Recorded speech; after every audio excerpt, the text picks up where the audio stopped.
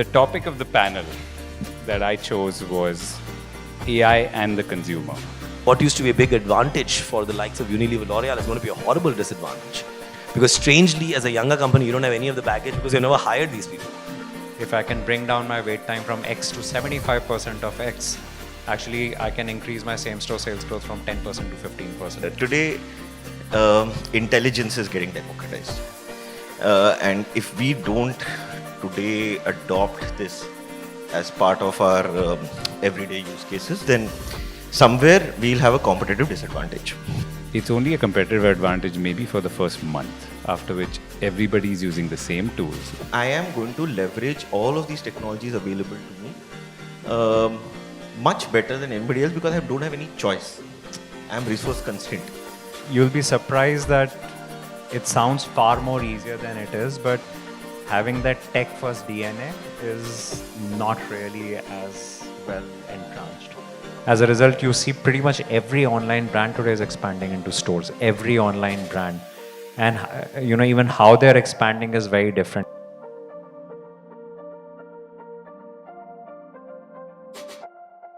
The topic of the panel that I chose was AI and the consumer. And only maybe 50% of the reason was clickbait, because AI has captured everybody's imagination. But what I thought would be interesting was to look at how consumer companies look at their consumers through AI and not how us consumers use AI. So maybe I'll start with an anecdote from back in the day, from my Bloom days, and this is 10 years ago. I'd requested our companies to send a blurb to so we could summarize it, send it to an interested international investor who was looking at investing into Indian startups. So I reached out to Purple, which was one of the portfolio companies, and Manish Taneja, the founder of Purple, wrote back, Purple is an AI ML company which operates in the beauty and cosmetic space. And I remember calling him up saying, Manish, you sell lipsticks. You're not an AI and ML company. You're an e-commerce platform. You may use AI and ML, but that's not who you are. I might have been wrong. 10 years in, right? Purple seems to be doing a lot of things really, really well, and a lot of it is driven by tech. So maybe, Anant, you can take us on that journey of how these scaled up consumer businesses are adopting tech, and what are the interventions and what are the changes that they're seeing in their business? I think, see, AI is just one use case of tech, but I think the broader thing is how are most of the consumer businesses using AI and tech to basically redo completely how they used to do the businesses earlier. So if you look at across our portfolio companies, it's basically historically the consumer businesses have reached out to consumer through general trade and modern trade channels, and as a result, they had very little understanding of who our customer is, how are they buying, why are they buying, what do they like about us, what they don't like about us, and there was no feedback loop ever. Today, because of a lot of consumer businesses connecting directly to the consumers, you can use a lot of tech and AI to drive your decision making. And I'll give you a couple of examples, which we see across our portfolio company, and it varies across. If you talk about product innovation, earlier the traditional way was we'll try a product, we will put some, take the case of, let's say, a personal care. We'll try a new fragrance, new color, new product. We'll do like a 4-month research, 5-month research. Today, what happens is they're running analytics on the databases. They know what consumers are searching for. So think about Purple, for example. They are running, their AI engine continuously keeps running on what benefit people are searching for, what ingredient that benefit is attributed to, and in which form and factor they would like to deliver that. And as a result of that, they don't need to go and run a consumer survey for like 5 months. They will put out a product in the market. People are very comfortable failing. If the product takes off well, it takes off well. If it fails, it fails. They will do it again. But AI, for example, one part of it is just how you're doing product innovation. Second, today influencer marketing is very big. Now, most of the folks will say, listen, this person has 1 million followers, hence this is the price for this particular influencer. But what it doesn't take care of is this influencer the right influencer for you. But if you have an AI engine which can run through millions of minutes of videos which are there available on anywhere in the internet, and within 2 minutes can you come up with this is the profile of influencer. This influencer might be fantastic, but if you're selling a skincare product, no one follows this person for skincare. So why spend so much money on this influencer? A lot of folks are essentially running these AI analytics, profiling the influencers to say, what's my most efficient way to market with the lowest CAC? Take the case of third, video and voice interpretation. In every store today, you have the video cameras, which earlier were only used as a security device. But today, using some of the companies, you can actually use those analog cameras. You can convert those analog signals into digital signals, and you can interpret that digital signals into why your customer is coming, where is he waiting, when is your customer starting to get restless, is someone attending, what's your average wait time in the store. People are running analytics using AI saying, listen, my wait time is X minutes in the store. If I can bring down my wait time from X to 75% of X, actually I can increase my same store sales growth from 10% to 15%. And that's a very powerful insight, because then all you need to do is focus on the processes in the store on how to do that. Take the case of pricing. A lot of the businesses earlier, pricing, especially in the more online driven businesses, the pricing is always, it changes multiple times in a day. Historically, in many of the companies, this would be done manually. There's a team of 10 people, they're evaluating different pricing on different platforms. Today, one single AI engine can do it. And it's a very simple thing. If you think about it, it's actually a price volume curve. Because what you're doing is you keep reducing the discount and see where your revenue maximizes, and wherever the revenue maximizes, you stabilize, you don't increase your, or you don't reduce your discount any further. So using all of these things, voice recorder. Today, I don't know if you've seen, but some of the more AI-led consumer businesses have started saying this store is under voice monitoring. And when you actually go and talk to the salesperson in the store, a voice recorder is constantly recording your conversation. An AI engine on the background is basically interpreting what the consumers are asking and what is the largest detractor for my consumer in the store, which otherwise there was no way to interpret it. So using AI in such small every manner, where I think your ability to give to the customer what he wants, and I think in the previous panel, someone mentioned Indian customer is extremely sensitive. They will never pay for inefficiencies.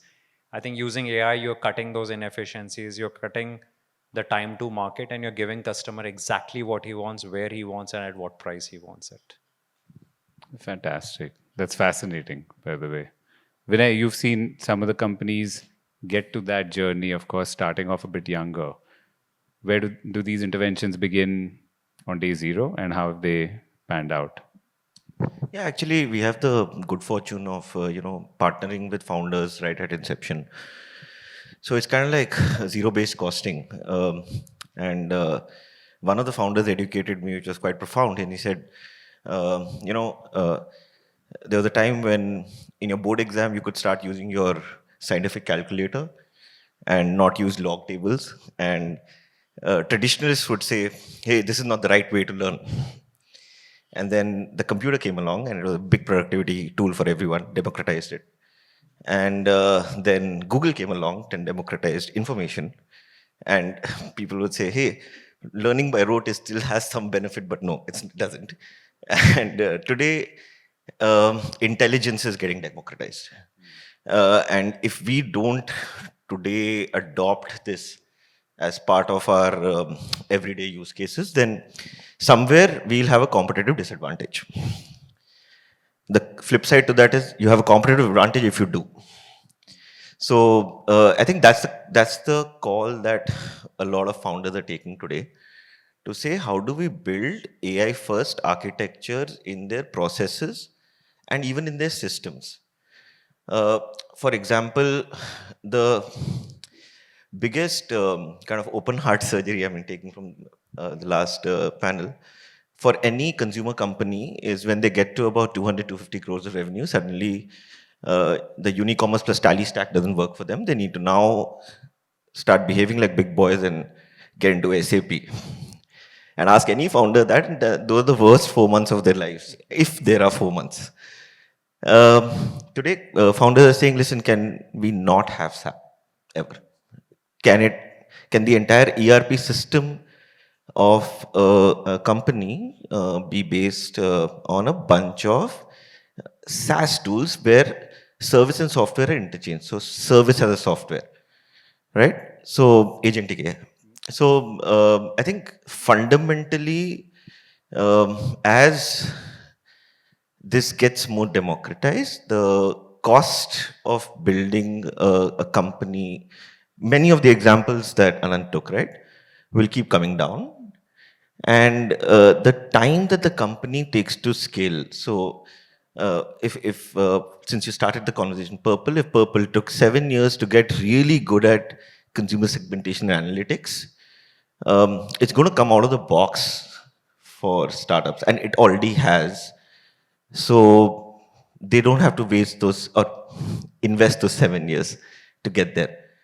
And therefore, what they do on top of that is understand their consumer better, make better products, and make better retail experiences to delight the customer. So they're only investing time and energy, resource, people there, rather than all of this busy but not so productive stuff of making a company or building a company. So that's why cost and will come down and time to scale will come down. And what we are doing is encouraging that. And we're saying, hey, this we've not started doing CPCS to this yet, but we have very strongly urging founders to think about this and demonstrate some adoption of these technologies. That's amazing. And all of this is happening so quickly and changing so quickly as well that you, of course, have to be on top of it. But this, to me, brings up another question, which is that, and I remember hearing, Ashwath Damodaran in one of this podcasts saying that AI is probably going to be a zero-sum game because everybody will have access to it. And so, how do you think about that? Because it's only a competitive advantage maybe for the first month, after which everybody is using the same tools, doing the same thing. How can brands leverage AI to actually build a moat as opposed to just not be left behind? Okay. I mean, think about it like this, like 7-8 years ago, incumbents like a L'Oreal or a Unilever were not taking Amazon and Flipkart very seriously. Those e-commerce teams were lumped into modern trade and, the decimal kind of difference in their overall strategy. And a bunch of insurgent brands came along and said, hey, there are 30 million customers out here. If I can get 2 million of them to buy me 5 times a year at $10 a pop, wow, that's $100 million business. That is interesting to me. So let me create a business model that feeds into this paradigm, right? And everything I do will be to solve this equation.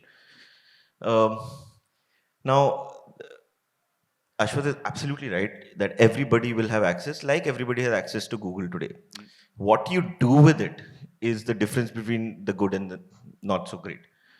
And therefore, for companies to say, hey, I don't have access to 100 people, which other companies might have. I don't have access to my own stores, which other companies might have. I don't have access to a distribution system that some of the companies might have, the incumbents. But I am going to leverage all of these technologies available to me much better than anybody else because I don't have any choice. I am resource constrained. Just like the insurgent 1.0 brands thought about Amazon and Facebook plus Shopify as an ecosystem. I think that creates a competitive advantage over time because then you're building almost like a working model, a business model and a culture that embraces these and therefore they are better able to find influencers that might match them. Maybe have AI generated virtual influencers, which is also a thing. Get into micro segmentation of consumers and not serve products to them, but serve solutions to them, and therefore able to extract better LTV, and therefore never get caught in the CAC trap. I think those are possibilities. I think it's about who uh, Im- imbibes it into all of their operating models faster before everybody else does. That makes sense when and Anant, interestingly, you're dealing with some companies which are probably reaching innovation fatigue. They're too large, like to implement stuff across the entire organization, across everybody. How are they viewing the insurgents? Is this something that can blindside them? Is this making them paranoid? Or do they have a healthy cushion and they're saying, you know what, the world's not going to change that much?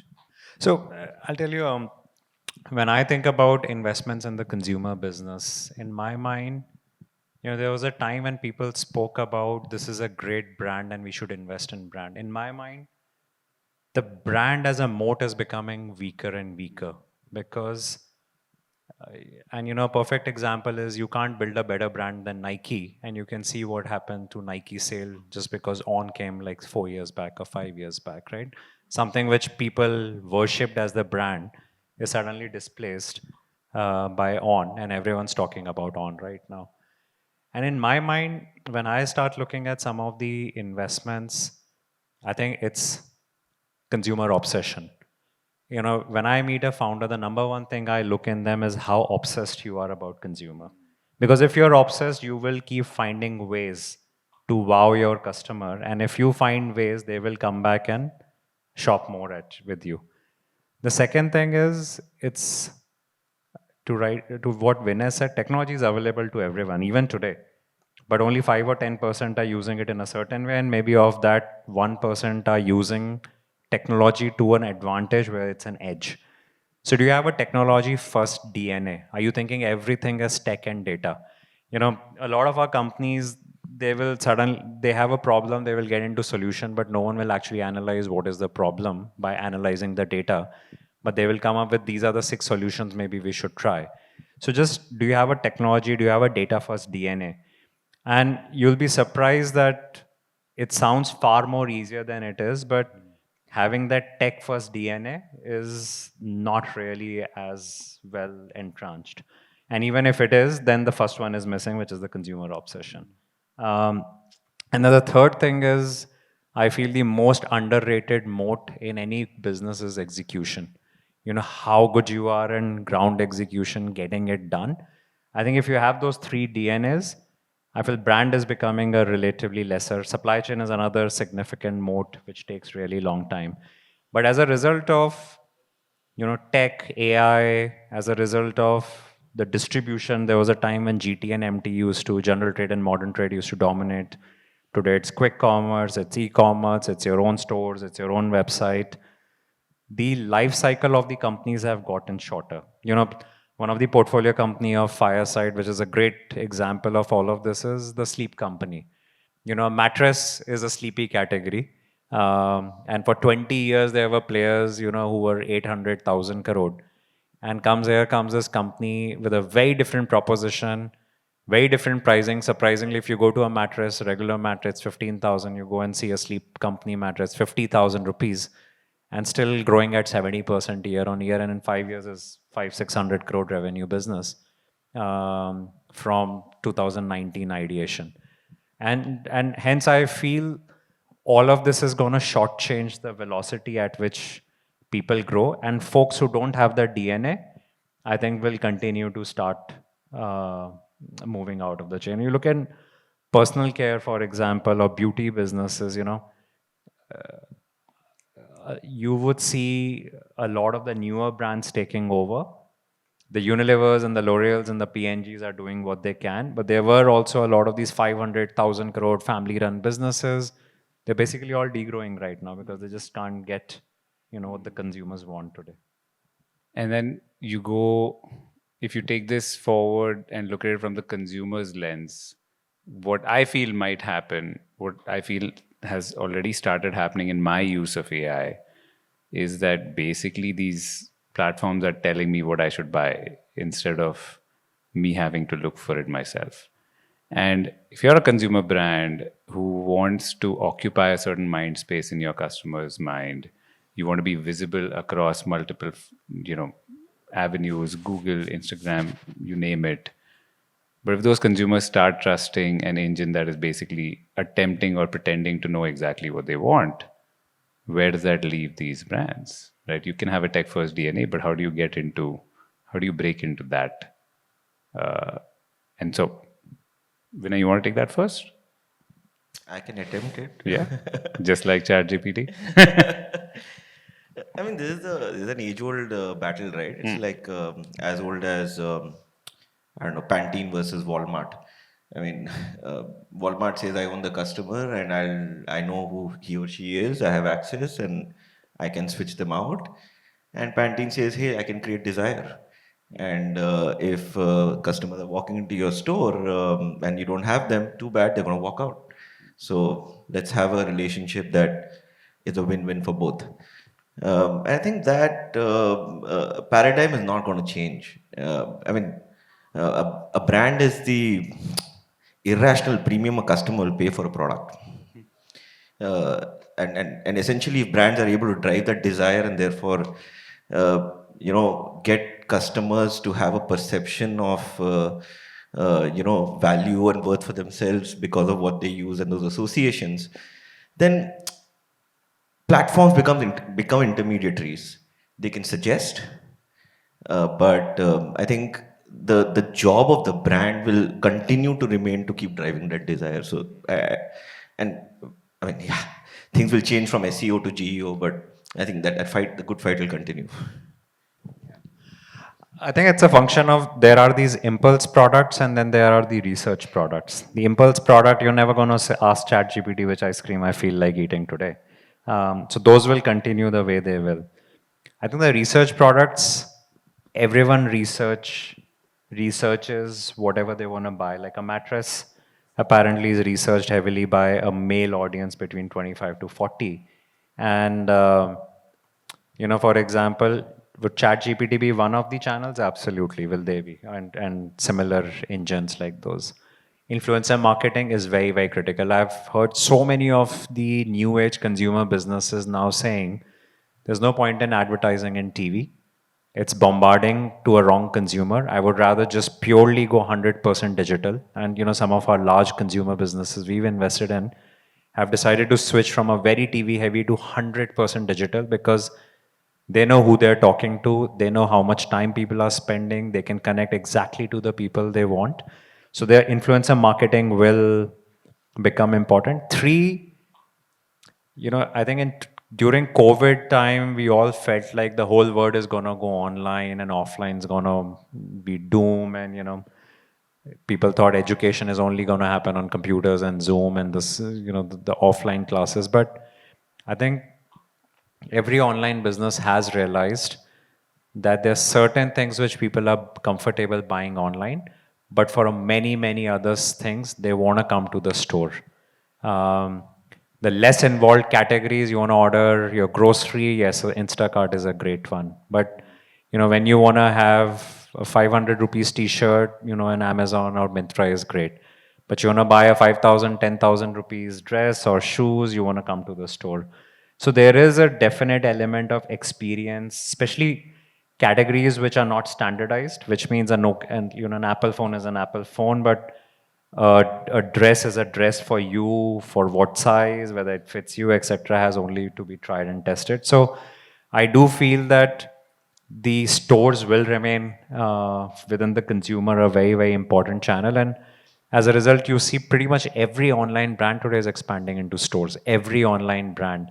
And even how they're expanding is very different. 6 years back, the traditional way was you'll have a real estate team, someone will go out, someone will be on the stores, walking, taking photographs. Today, people use tools. There's one tool which couple of our companies actually use. It's cut down India into some million pieces. Every particular small segment you can click, you can get the GDP of that area, you can know what partner brands are there, competition brands are there. You can even derive using your AI engine to say, if I open a store here, what's the likely revenue of that particular store for my brand basis my historical data. So I feel, I think the AI will be one of the channels, but it's, as in life, it's never X or Y. It's always a combination of A, B, C, D, E. That's amazing, actually, just to know that there are so many tools available. How do these companies go about finding the right tool for them? What is the discovery process? Do you have to have that DNA in-house? Do you have CTOs in a consumer brand? Or is there a platform or a place where they can go where this is off the shelf? Or are they actually working with IT services businesses to build something out internally? I mean, at least for the early stage startups, there is no like one stop play store of here's a store of tools that you can use. But we've found at least D2C entrepreneurs are super collaborative, and there are lots of these forums, D2C Inside, a bunch of these guys, where they're like large Telegram groups where they just ask each other saying, I'm facing this problem, what is the tool that you would recommend? And then three guys would give them a couple of options and people motor on from there. But I think it starts with, um, do I want to do things differently, or do I want to do things the plain old way? So, for example, Anant referred to GeoIQ, and point is that yeah, I mean, you could hire great retail talent from the market, and they would come and tell you that, hey, you are running a like a fashion store, so high street chalega aapke liye, and this is how we do it. This is how it's always worked. Versus getting someone who has great first principles thinking and empowering them with the retail team to say, hey, why don't you look at this with a fresh pair of eyes?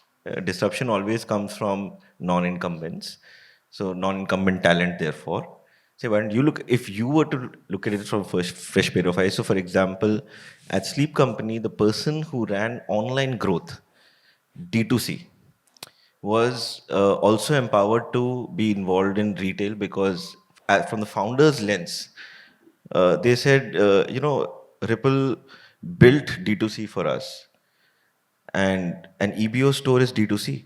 It just happens to be in the physical world. So why should the principles of CAC, conversion, AOV be different? And therefore, then empowering Ripple with the retail talent for projects and scouting and all that helped bring that DNA. I think it goes back to consumer obsession and tech first. Most of these solutions don't exist outside. So as long as you're consumer obsessed and you know that this thing is not getting solved and it's creating a detractor reason for your consumer, you're going to find a tech answer. You want to scale up. Today, Lenskart, when we invested, used to open 100 stores a year. They open 500 stores a year now. And still having the same profitability curve, still having the same unit economics, etc. It's just purely on how they use tech to scale up to 5 times the scale pace. So, and if you don't have that tech first DNA, then you're going to go out, look, but unfortunately, there are no solutions which exist. So the only two ways is either you organically develop, or I'm sure there are some small setup entrepreneurs who are doing it. You take some minority stakes in them, and if they make sense, then you acquire them, and they become your in-house. So, a lot of our consumer companies actually keep a very sharp eye on who's solving that problem, and then they take minority stakes, and in some situations, then buy those tech out in-house. Fantastic. Thank you so much, you both. I'm going to flip the script and I'm going to, instead of taking questions, I'm going to ask questions into the audience. So we've got two of our GPs here today. Let's go to Rahul first. Rahul Chaudhary from Stellaris. He's led investments into Big Basket, one of the early investors in Mama Earth. And Rahul, you have an interesting perspective because you sit in a fund which does tech and consumer brands. And the tech arms are actively looking at AI investing and also probably realizing that it's too complicated. And at the same time, you're investing in consumer brands. What's your take on all of this? So, hi. So I think, I don't think there is any consumer brand who's not using AI today. And I think Vinay and Anand covered lots of them, but maybe I can give you one or two examples, at least I've seen, which is very interesting. We have a company in the fast fashion space. Their theory is test products from China and then get them manufactured in India once there is some traction. Today, they launch about 2,000 SKUs every month. There's a company called Outsider. All the SKUs are, the original catalog come on Chinese models, and they convert it into different Indian models to launch them on the website. And obviously, once there is enough traction, they get it in India, they can get modeled or cataloged in India. Something like this would not be possible without AI. I recently saw a furniture company. All of their SKUs, when they launch, are AI-generated images. They don't exist as product. They say it's 45 days to manufacture. They estimate the cost, so they have a very good cost estimation engine, and they put a price. Once they get 2-3 orders is when they become live, and they actually make those products. Third example, we have a company called Nest Asia. I don't know if you guys saw this tweet by Alok of Ixigo, which is video-generated or AI-generated video ads, right? Nest Asia today generates several of their ad copies without any human intervention, pure using AI. So there are multiple examples, I can go on, but at least we find, these are all large revenue driver items. Some are obviously cost items as well, of different consumer companies using AI. On the tech side, most of our focus is investing behind tools that are focused on US market. As the prior panel said, building just for India, the market is small, but as consumer founders, they figure out some of the good tools that global companies are using or build their own tools. Thanks, Rahul. And then I'm going to jump to VT, who's the founder and managing partner at A91. Also my favorite Luddite, because VT only believes in old school traditional businesses. And I'm going to put you on the spot and say, what do you think about AI, VT? So I think I would echo some of the points that Rahul just made. I think the place where we are seeing quite dramatic usage has been on efficiency and not needing people. And therefore, truly, as a Luddite, you should be worried if you're not learning a physical skill. Because this is AI doing to people like us in the room what automation did to the textile workers in 1890 in England, right? It's pretty dramatic. And absolutely, as Rahul said, you'll be now surprised at brands that don't use models anymore, brands that don't need anybody to write copy. They don't need anybody to make videos. And forget brands as an investment firm. I think the number of analysts we need. Because you're suddenly realizing that your ability, we are buying tools, we are buying AI tools, we now subscribe to 3 of them, in terms of the kinds of analysis it is able to do, and especially English writing, I think can effectively be outsourced. We were joking in the office today that ChatGPT is still a bit weak on math, but really good in English, better than most of us would ever get. So it is quite interesting. So at least in most of the cases, Rohan, to your point, where we are seeing, or at least where I have seen, absolutely getting used is simple stuff, retail stores using AI based, analysis of imaging on CCTV to find out actual footfalls, to find out actual, hot areas, cold areas in the retail store. So you're beginning to see a lot of incremental applications, lots of applications, and most of it, some of our companies are still too young to say I'll develop it on my own. So you're still buying off the shelf. Some of it is expensive, but you say TK, that's what the cost is. Let me do the ROI, which good Indian founders can do it on their head.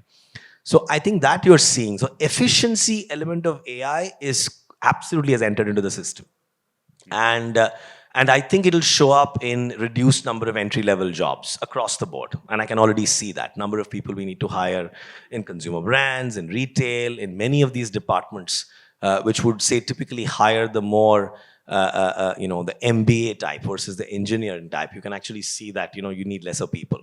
So I think there you can see the impact. I think the part where we have not yet seen it is less on execution, but more on the creative insight around product development.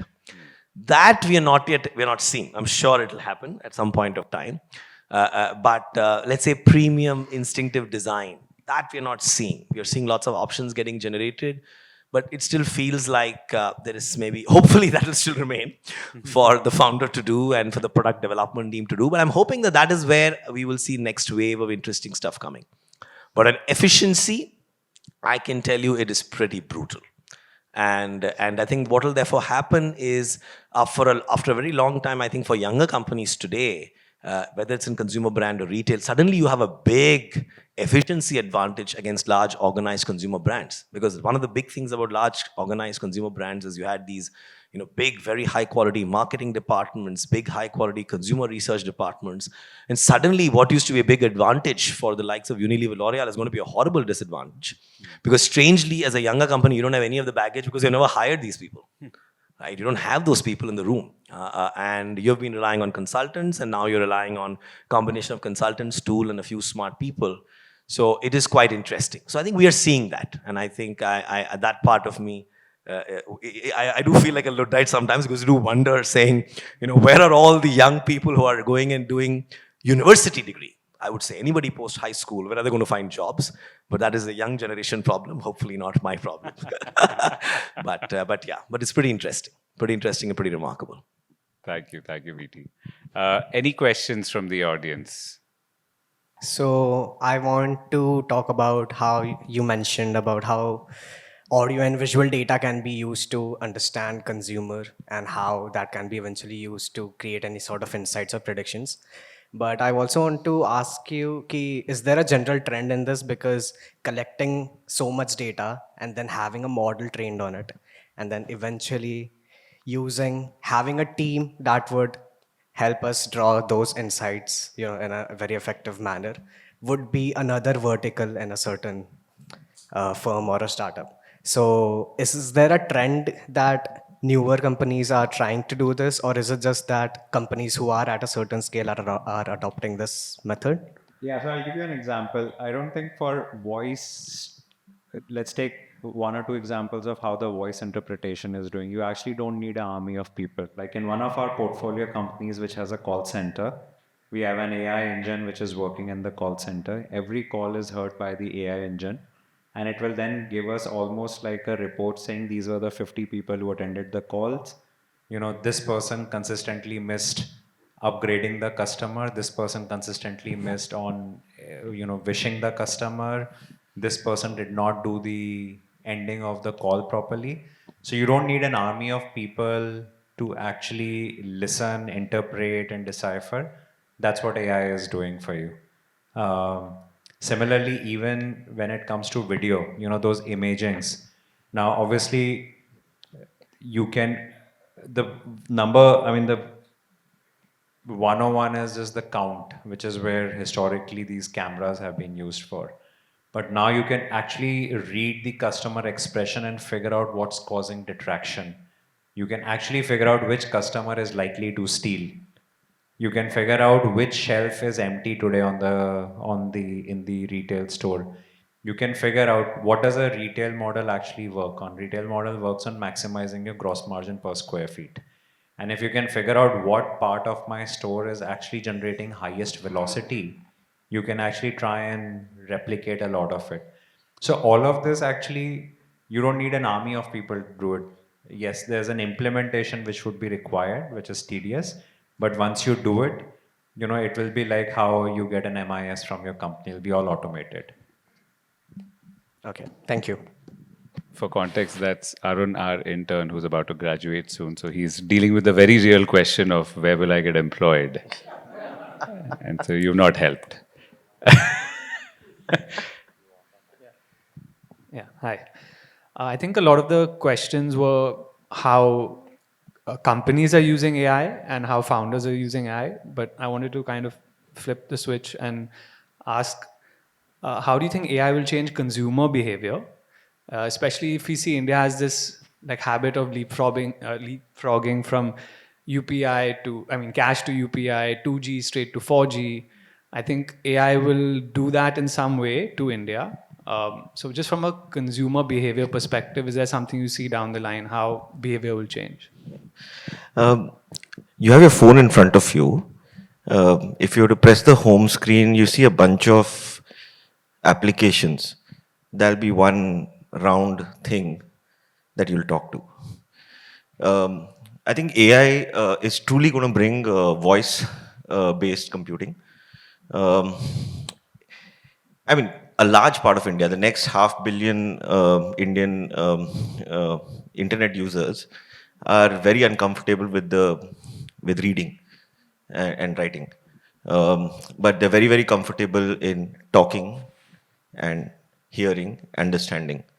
This technology has the potential to bring voice-based commerce to the mainstream, vernacular-based commerce, and obviously we've heard about video and all of that, right? So it truly makes devices interactive. I think Alexa, Amazon missed a big, they were first to market, but they missed a big step out there. But today, in fact, the more you talk to your agent, the better it gets trained, not only in what you're saying, but the modulation of voice and what you mean by that.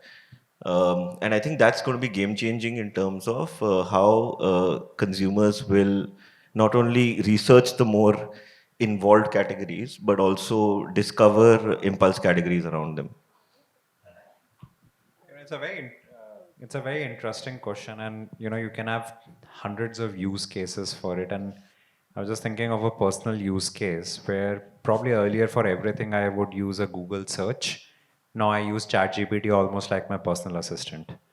And what's interesting is, for example, I was asking some questions to ChatGPT around exercising. Then I was asking some question around nutrition. I just went on a mountaineering trip. An interesting thing was ChatGPT started connecting all of it. And it said, oh, by the way, because you were doing this exercise and because you do this, it's actually going to be helpful for your mountaineering. And because you're going here, make sure, from your diet, you need to make that change. So from being a very disconnected search on Google, ChatGPT in my mind will become the new search engine for future. And where, to the point Rohan mentioned around, you will start seeing recommendation engines playing through that, which is today it's not because it's a freeware in a way, but it's going to start playing some of it. So, I mean, the level we can imagine is all going to be pretty short, and it's all going to supersede, I think, what we are imagining today. I can go on this panel because it's fascinating to me. I hope it was fascinating to everybody, but we're done. It's time for drinks. Thank you so much, gentlemen, for giving us company. Thank you, VT and Rahul as well. Thank you, everybody, for coming here today. We will see you all at Air upstairs. Please join us for a drink. Thank you so much.